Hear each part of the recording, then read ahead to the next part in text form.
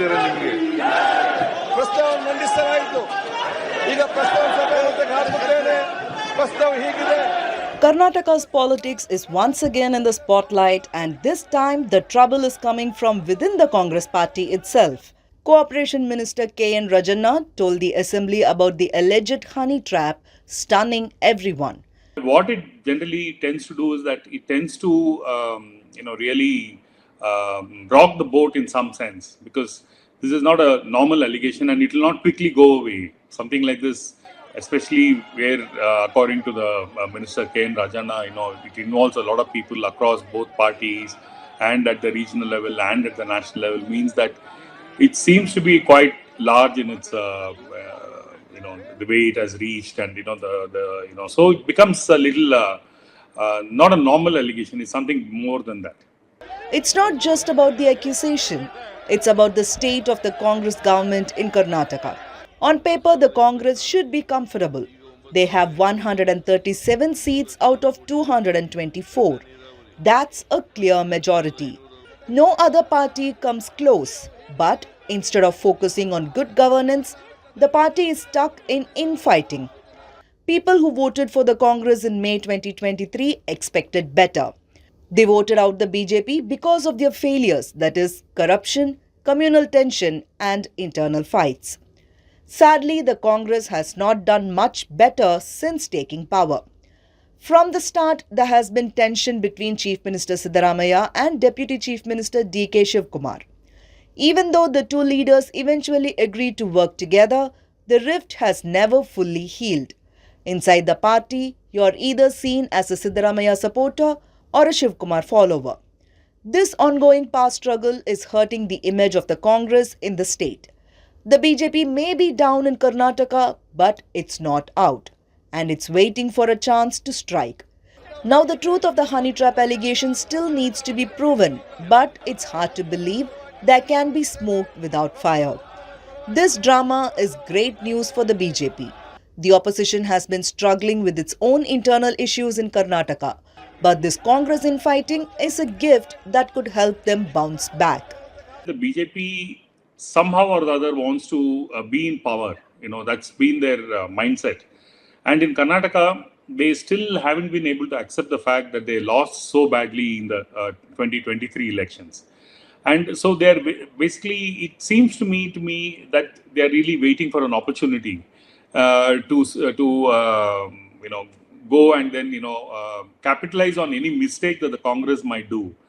And then on top of it, for instance, something like this honey trap allegation happens, what it basically tends to do is it tends to deepen fault lines, or it tends to generally unsettle the government. So which is not a good sign. And the BJP is waiting for something like this, and they have been trying every opportunity to go at the government. Any slip up will be capitalized by the BJP. So it's pretty obvious that they won't keep quiet. They will want to get to power, basically. There have already been several scandals like the Muda scam and the Valmiki scam. These led to central agencies like the Enforcement Directorate stepping in, putting more pressure on the Congress. And just when it looked like things were calming down, the honey trap allegation comes along. 89 was a great year for the Congress because the Congress got 178 seats. It's unprecedented in the margin of victory was huge. So out of 224 seats, the Congress got 178. So what would you expect in a government that has 178 seats? It's like a no-brainer. The party will just close its eyes and complete 5 years. There will be absolutely no threat. Stability is given. Though it got 178 seats, it made one mistake after another. The first mistake was made by the former Prime Minister Rajiv Gandhi, who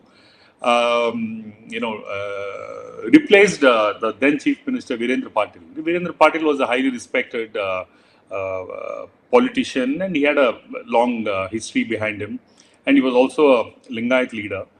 So the way it was done, it was taken very badly by the community. And then second one was, once he was replaced by a backward class Chief Minister in Bangarappa. Bangarappa was not allowed to continue freely. There was massive dissidence against him, and there were a lot of, so it went on for at least 2 more years. So, and then eventually the pressure was so much on the Congress party that high command that they actually replaced him. They replaced him with Veerappa Moily. Even he was not really free to, he was not allowed to continue freely because he had S.M. Krishna, who was then the speaker. And there was his faction which wanted to somehow get at the chair. So this entire period was either, the mistake that was made by replacing Patil so badly, Virendra Patil, and then followed up by this complete infighting that happened for the rest of the term. The result of this confusion? In the next election in 1994, the Congress collapsed, winning just 34 seats. That's how badly infighting can hurt a party. The average voter does not care who the chief minister is as long as the government does its job. But once elections are over, many MLAs seem to forget the people who voted for them. They get busy fighting for power, wanting to become ministers or at least chairpersons of government boards.